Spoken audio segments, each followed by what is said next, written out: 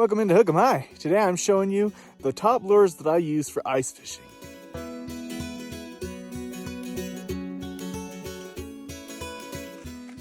So as you can see, I got a variety of ice jigs.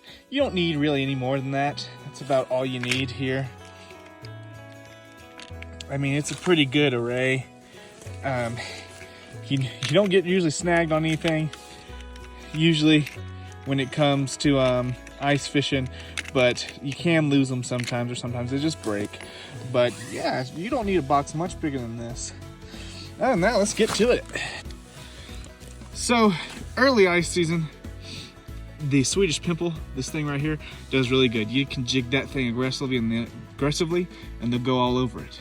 My next favorite one, actually the top one so far that I've caught the most on, is this little glow jig. It is in that color too, with the little spots and stuff on it. The green one also works well. I like these little tiny things. I forget their name, but they're cool. They're like just a smaller version of a tube jig. For my perch, shiver minnow, and the rattle bait, that's what that is, a rattle spoon. Those do really well as well. Those are great for perch and walleye and other things. And then if everything else is good, just a paddle jig too, white color, those are always working well.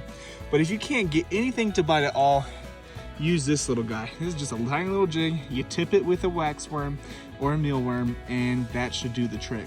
But all these you must put a little bit of worm on top of it. That was what really gets them to bite. Yeah, if you use any of these, that's all you really need. It's a good setup. You don't need any more than that. It'll catch just about anything. So get out there and catch some. It's pretty fun. Until then, hook 'em high.